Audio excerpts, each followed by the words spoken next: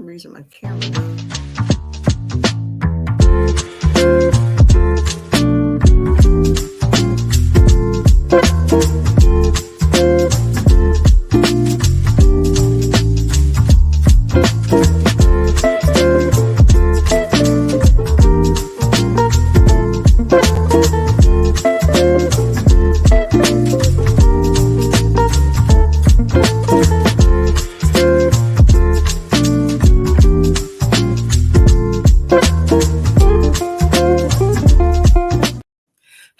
And welcome to a very special edition of Wealth Building Wednesday. Nope, it's not Wednesday. It is actually Thursday when you're seeing this for the first time.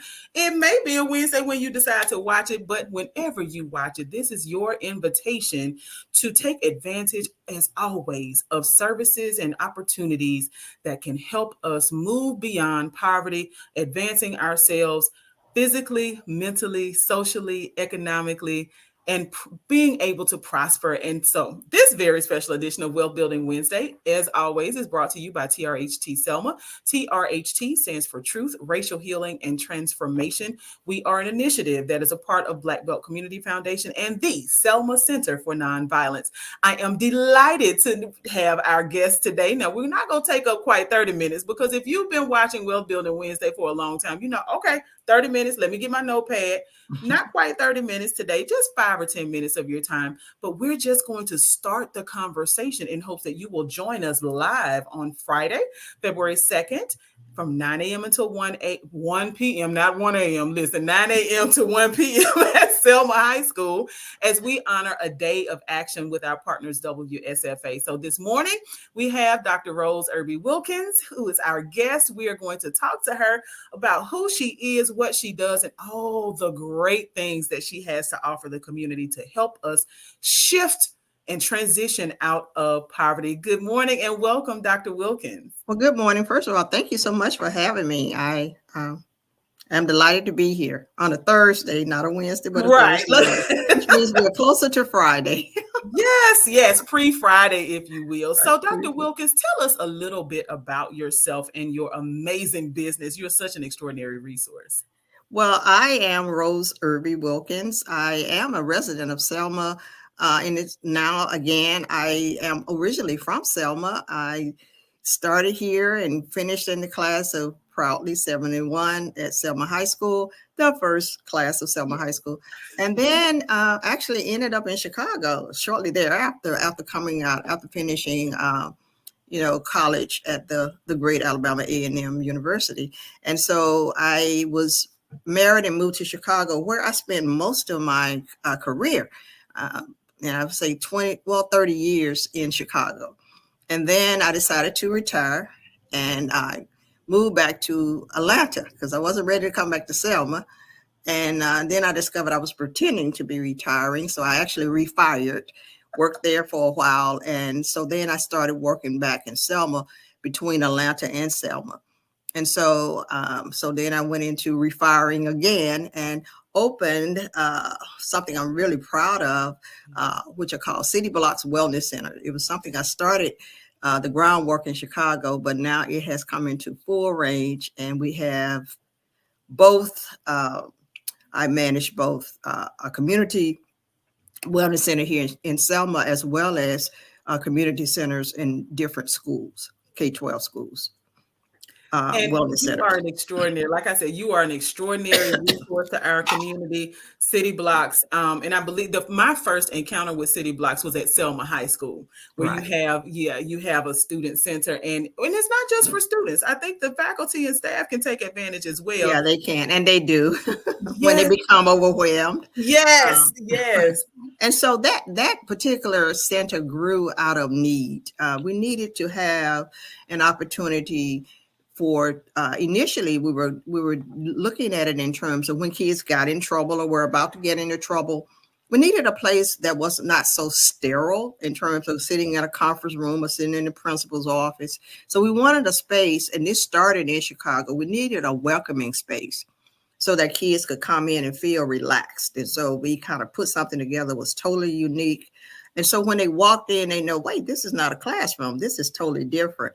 And the whole atmosphere kind of shifted that interest in talking about whatever the issue was. And so initially 2021, when we, first opened it, it was, mostly kids that were about to get in situations, and our support was more for teachers or school leaders. But then it shifted because kids found out, oh, wait, we can go talk to these people and they won't tell your business unless it's something really, really devastating about to happen. But I could tell them anything. And so then we start having up to 90 visits a month, in some cases. And so kids found a space where they could just kind of unload. Many of them had traumatic experiences when they were younger, and now they were in high schools, and there were triggers from that, and then social media triggers, all kinds of triggers. So they could come to us and just, unload. There was someone there to talk to, someone to listen to, and that made a significant difference.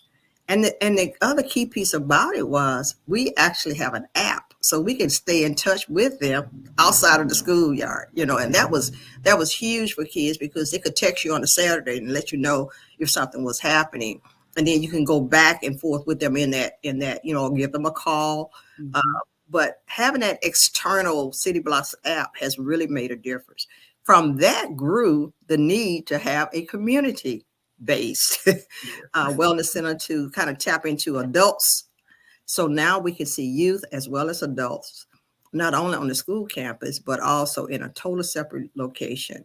And so consequently, we opened February last year. As a matter of fact, we had our first anniversary Saturday. So February 3rd. Okay.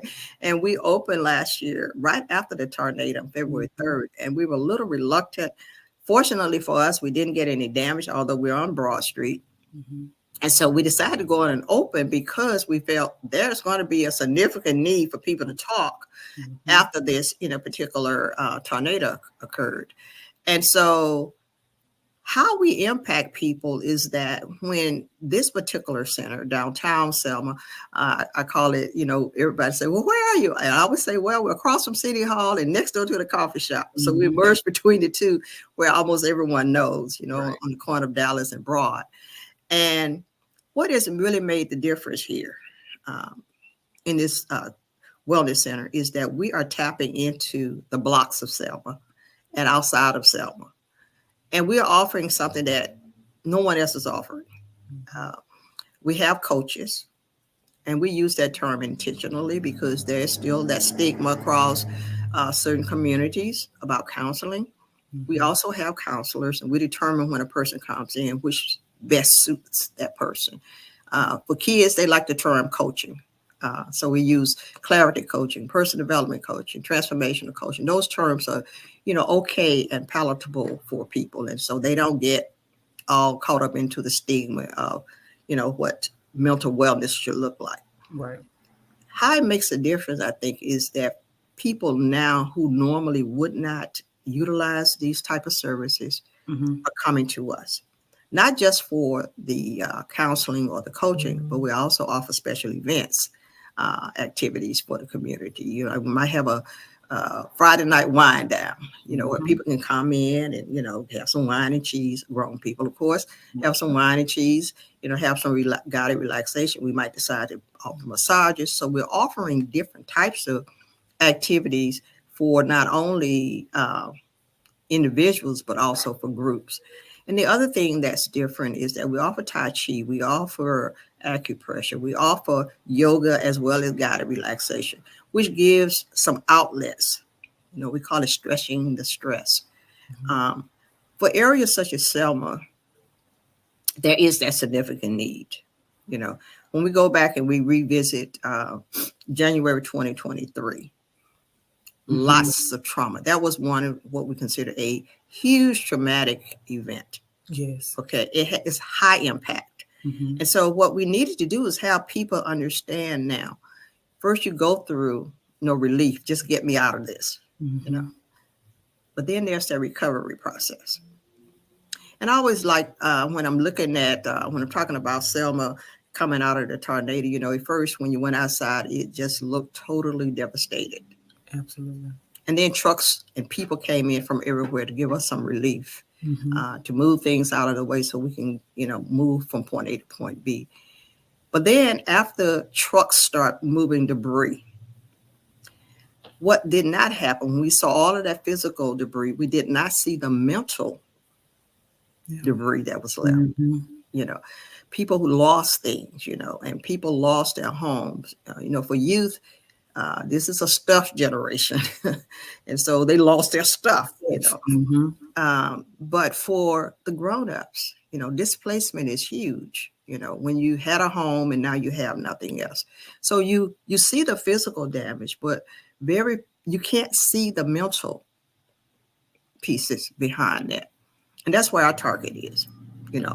How can we help you to move forward? Even if you were not directly impacted by the storm, you probably knew someone or had a relative who was impacted. You know, Absolutely. and that high impact had a trickle effect. It affected the enrollment at schools here. Mm-hmm. It affected businesses here that some have not yet reopened. Mm-hmm. So when we look across the city, we see a greater need brought on by that high impact traumatic event. But just imagine coupling that with all of your regular trauma that happens in poverty-stricken areas on a day-to-day basis. Right. And so we're excited that you have such an extraordinary that you've had such extraordinary opportunities to serve our community, Mm-hmm. and that you're continuing to offer these resources, and they can directly impact poverty, because when you're not mentally feeling well, physically you can be impacted on the job. Lord, just like you were saying, what happens when you're carrying all of that stuff and you are responsible? You're the first face that people see at your job. Oh, Right. yeah. So customer service may be, not up to par, because your personal weather is not a sunny day. You're dealing with a storm on the inside. And so for those of us who are planning to attend the Day of Action on February 2nd, which is tomorrow to us, how can we take advantage, or what do we need to have in order to take advantage of your service? I think the first thing you have to have is just an awareness. Okay. That has been our biggest goal this year, this first year. Our biggest goal has been developing that awareness that we exist. Okay. The second thing that you need to have is just, intentionally stop by, because when people walk into the center, we tap into every sense there is. You get a smell, you get, visually appeasing place, and it looks good, it smells good, and we try to treat our clients well and our customers well. One of the things in terms of having us, we just have tomorrow, we expect to have an opportunity for people to complete through a QR code, a Connect card. And that just gives them information about us, but it also gives us some information about them so that they can tap into. We try to make sure that anything that we do as City Blocks is well-rounded to adapt to significant different various types of people. We don't want to just hit one particular interest group. And so to do that, we have focus groups. We have something called Cupcakes and Conversations, just for for you to tap into. But there's no, you don't need to have any money available to tap into our service initially. We've kept our prices at a very low rate. When I say very low, we're talking $10 a class. And one of the other areas that we are going to tap into now that we are finding a great need is bereavement. Not just for victims, but also helping people to cope with just the normal family losses and other kinds of losses. And so if they are coming tomorrow, we'll have an opportunity just to share information about ourselves, our company, our process, and then give them an opportunity to give us some feedback about what they like. What are their needs, because you could have the best laid plan, but if it's not tapping into the needs of the people, Right. it's just, It's just a plan. It's a dream dancing around in your head, Yes. So we need to make sure that we are targeting the people who need our services and the types of services that they're interested in. So that's what our focus will be tomorrow. Awesome. So we're delighted to have you represented as one of 87 vendors, y'all. We have 87 folks signed up, agencies from across our community, whether they are locally based, they're based within our local government, our state government, or our federal government. We have 87 vendors signed up, and the City Blocks and Dr. Wilkins and her amazing team will be in the building. That is Selma High School, 9 a.m. until 1 p.m. tomorrow, February 2nd. Please make sure you share this information, right? And if we are not, let me ask you this as we wrap up. If we're not able to make it to Selma High tomorrow between 9 and 1, how do we get in touch with you, Dr. Wilkins, at City Blocks? Well, we can visit, we can do one of three ways. You know, you can always tap into social media in terms of visiting us in terms of City Blocks. We have our own City Blocks on Facebook and Instagram, but you can also, you know, tap into us by calling us. We have QR codes posted in different spaces. And so that gives you just a lead into our website, which is urbanwilkinsgroup.com. And then you'll follow the City Blocks link to get your information. Our phone number on site is 334-431-5352. And then we also, because we live in the world of tech, we have a cell number that is always available at 470-836-5406. So those are the easiest way to get in touch with us. And then the best way to find out is just to stop by 300 Broad Street in Selma on the corner of Dallas and Broad, and just come in and take a look. And then we're sure that you'll be interested in something that we're offering. Absolutely. So again, I want to thank you for taking time out today to talk about your amazing business with the amazing services that you offer. And y'all, please stop by the City Blocks table, because like she said, when you walk into their building, it smells good. It's beautiful. The space at Selma High, I felt like I was walking into HGTV. Like, so they put their money where their mouth is. And if you are looking for, or maybe just even considering whether you need a coach or not, stop by the table and talk to the folks at City Block. So again, I thank you for your time and look forward to seeing you tomorrow. We'll look forward to seeing you, and thank you again for having us. And we look forward to sharing more information tomorrow at the event at Selma High School. Absolutely. See you then. See you then. All right. Bye-bye.